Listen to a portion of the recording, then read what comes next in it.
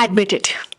हम सबको Japanese way of learning studying बहुत इंटरेस्टिंग लगता है क्योंकि somehow there is something about that culture that sets it apart. चाहे वो चीजों को ग्रो करना हो या एफिशिएंटली किसी काम को फिनिश ऑफ करना हो या किसी भी चीज के अंदर बेस्ट परफॉर्म करके दिखाना हो, Japanese people know it all. So why not learn something from them? As exams are coming, तो क्यों ना एग्जाम टाइम पे let's learn something from Japanese students. क्या उनके साथ सेम प्रॉब्लम नहीं होती जहाँ पे हिस्ट्री की बुक उनके सामने खुली हुई है एंड घंटों घंटों बाद भी उनको ये समझ नहीं आ रहा है कि पढ़ा क्या था, और पढ़ाई करते करते क्या उनको भी ब्रेन रॉट नहीं होता? Exactly, we all are humans and we all face these problems while studying. तो ये जापानीज स्टूडेंट ऐसा क्या करते हैं एग्जाम टाइम पे जिससे उनकी एफिशिएंसी हाई हो जाती है? Let's know about that in this video.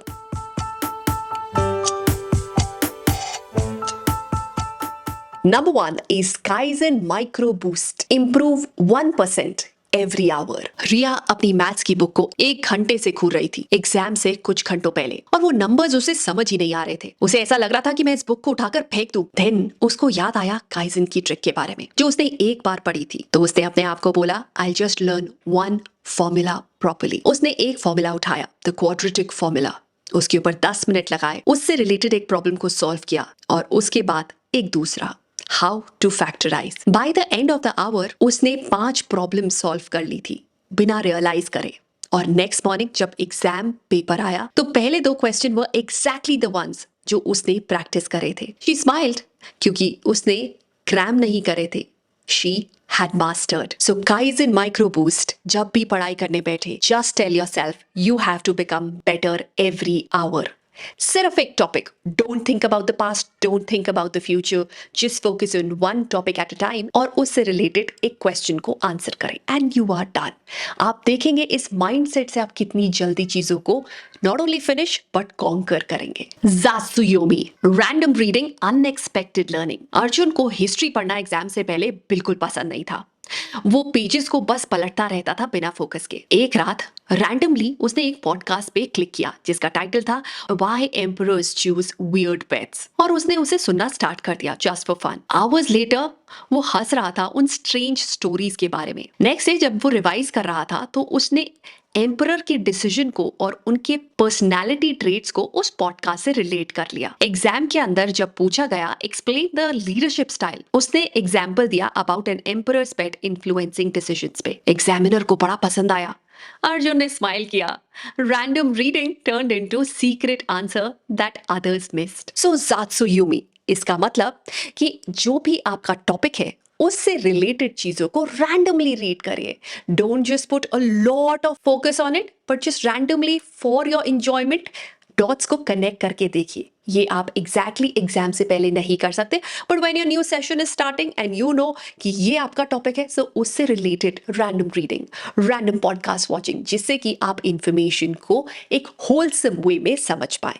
This will be very beneficial. Knock, knock. Just came here to check if you have grabbed your copy of Layers of Learning yet. If not, then head to the description box below and you will find the link, and then you can get your very own copy of Layers of Learning. Enjoy. Number 3, Kokomon focus. Block out distractions like a samurai. Megha का phone हर 5 minute में बजता था. Notification from friends, memes and even online shopping की ads. इसकी वजह से वो पढ़ाई करना तो चाहती थी बट कर नहीं पा रही थी. जब उसका एग्जाम था उस दिन उसने एक फोकस शीट तैयार करी.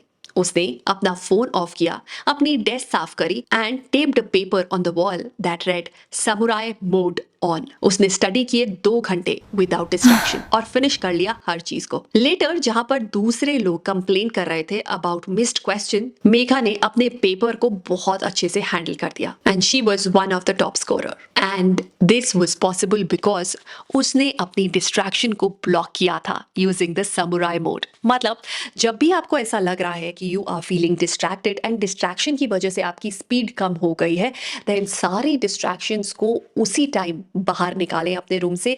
Set a timer, turn on the samurai mode and turn off the samurai mode. जब आप ऐसे फोकस्ड इंटेंस सेशन करते हैं तब आप ज्यादा अकम्प्लिश कर पाते हैं as compared to when you do the casual studying. मित्सुबाची मेथड.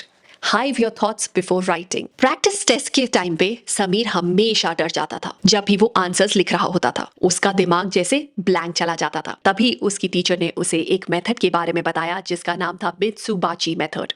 मतलब jot down points before writing full sentences. अपने एक मार्जिन बनाए और मार्जिन के अंदर पॉइंटर्स को जॉट डाउन कर दे एंड उसके बाद ही आंसर को लिखना स्टार्ट करे। उसने नेक्स्ट डे से ट्राई किया। For a question on climate change उसने स्क्रिबल किया cause, pollution, deforestation, solution, awareness, और जब he looked back, it all connected perfectly. Exam के अंदर जहां पर लोग स्ट्रगल कर रहे थे कि कैसे स्टार्ट करें अपने ऐसे को, समीर ने क्विकली अपने पेजेस को फिल किया विद स्ट्रक्चर्ड थॉट और एग्जाम के बाहर हंसता हुआ निकला। His messy scribbles were actually his secret weapon. Shireen Yoku for his bathing of the mind. Fatima पूरा वीक 10-10 घंटे पढ़ रही थी एंड हार्डली सो पा रही थी। अब एग्जाम से पहले एक दिन शी फेल्ट नम। उसका हेड एकदम बज करने लग गया। Nothing stuck. तो उसे अपनी एक फ्रेंड की एडवाइस याद आई। वो पार्क में गई 10 मिनट के लिए, एक ट्री के नीचे आंखें बंद करके 10 मिनट के लिए बैठी और डीपली ब्रीथ किया। एंड उसके बाद जब वो अपनी बुक्स के पास आई, उसकी आईज वो शार्पर, एंजाइटी मेल्ट हो चुकी थी। उसने अपनी रिविजन फिनिश करी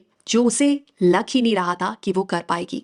और एग्जाम डे के अंदर even her handwriting was steadier and she later joked, I thought trees wouldn't help. पर लगता है trees मुझे कॉफी से ज्यादा हेल्प कर गए। So always remember when you're feeling overwhelmed, just take a break, go and sit under the tree and do forest bathing.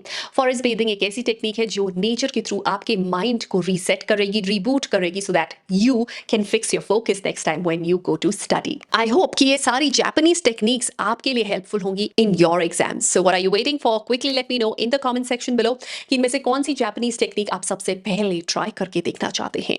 Right? If you ask me, I will try the last one first. So, I'll see you in my next video. Till then, take care of yourself and stay super duper productive. Bye. Subscribe for more such videos.